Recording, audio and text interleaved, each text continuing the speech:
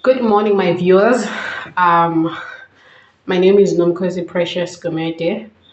I will be starting my personal podcast, which will be made on my cheap phone and will be literally be me speaking about things I care about, my personal perspectives, which are subjected to me and open to correction. I nearly said corruption. There's so much corruption in SA. So as you can see, this is just my room. It's just like it's framed on a disc organized way. It's red, it's green, but we'll fix that along the way. I just wanted to post the raw me on my channel and like literally test things out. Um, I want to first talk about women and girls child in society, like women slash girl child in a society. I won't be deep for now. I won't apply psychology, but I'll just tap there and there. um, I'll make it brief as I can. So in the society that we're living in or on today, is still characterized or defined or influenced mostly about the past and or gender roles. Um, in some races, this is felt a lot. I'll speak about my race. I don't want to tap on other people's races.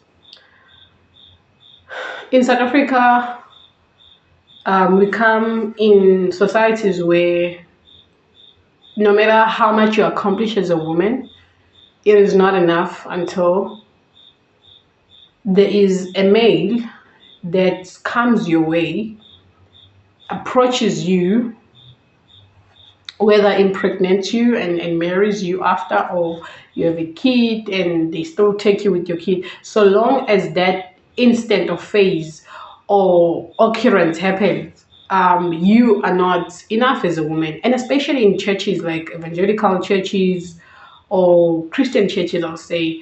I won't speak about other churches that I don't know. I won't speak about other religions. I don't know.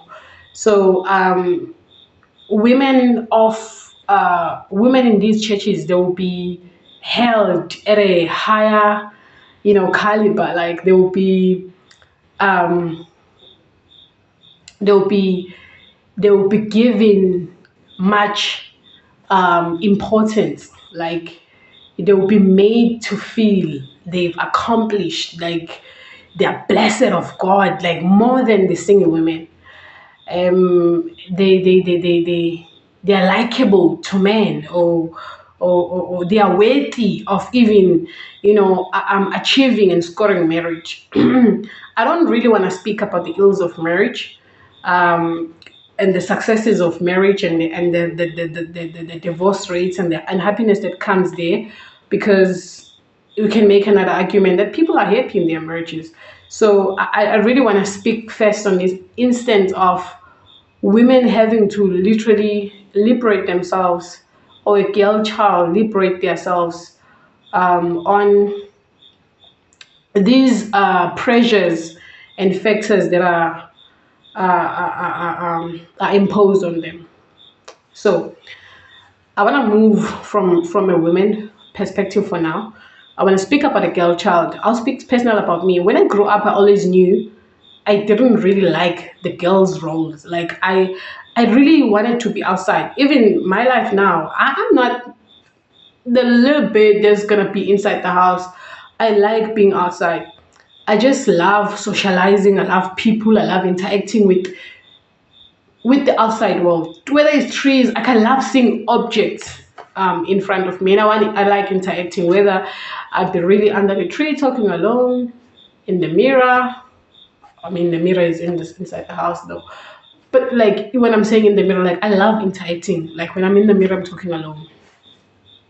So when I grew up, I really liked playing with boys. When we were growing up, I remember Bukaya, Bulindo, like I really like Makehlo Zaman. Like I really will always desire this thing of Ubaham Bolusinkom. Like I will always desire them heading cows. Like I'll always desire, I wish that my father will charge me the same with the same task he was charging them. I'd really like to experience them going afar off from home and heading cows and eating wild fruits and and that was me being a girl child. There was nothing wrong with me. I just liked the roles that were given to males. And as young as I was, I really didn't like this feminine roles of like you have to be in the house, sweep, help your mother, do this, do this. Not that there was anything wrong with that. I just didn't like those tasks, and that was okay. In if these conversations were open and transparent and there was so much liberty for children to say what do you like, okay, we're gonna give you what you like, you can go with but I also know that it's like also out of protecting the girl child, maybe going far away from home, because there's things like an evil society like rape, like them vulnerable maybe when it comes to running or maybe things like that. I understand that not so much liberty will be given and for a girl child to go afar off because of this. I mean, there's also unspoken things even on boys. Such things can happen, but I'm not there really. I don't want to be political about that, politically right about that. But yeah, that was the truth about me. And not speaking about me now, a girl child is not given much power and liberty compared to a male child, and that's the fact. A girl child is given more roles, I mean, more duties as well, to say, we are preparing you for your future husband. Already in an early age of a child, you're already telling them how to like, hey, in no time, I want you gone in my house. I'm not saying that in a bad way. It's like you're already imposing this pressure on a girl child to say one day you must get married. And so growing up with that, you're programmed that at some point I can live my teenage life and whatever, but at some point I'll be reduced to nothingness if I don't really accomplish this occasion of marriage. It's an unnecessary stress and a burden upon a girl child. It's a lot that happened in black communities with regards to women and girl children. Unnecessary pressures, too much expectations, and feelings of failures if you're not accomplishing certain things as according to the societal standards. It's a lot, and I wish we can have more open conversations about the women and the girl child in black societies, and kind of have open conversation, especially in churches and in schools, to stop imposing or superimposing these ideas that women are not enough until they get married, or they haven't accomplished, or they haven't hit the target, or they haven't completed their stages of success unless they get married. I'm sorry, unless they get married or a man put a ring on them. Yeah, those things really uh, are leading people to misery sometimes. People end up entering into this occasion of marriage and really it's disastrous. you know People should be allowed to have fun and to enjoy their sexual activities with or without marriages. If you choose to refrain, that's on you, that's okay. But if you want to engage in them, I'm not saying churches should preach this if it's against their religion, but I'm just saying outside of the church, allow people to be secular people and to live their lives. And if they come to church, they are coming to church as sinners, rightfully so, according to them. But this thing of shaming women who are not married, it must come to an end.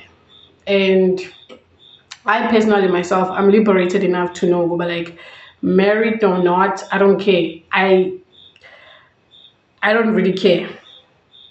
I may have cared in the past when I was pressured by church and I was told that to be a woman you must be married, but now I'm not. I'm no longer.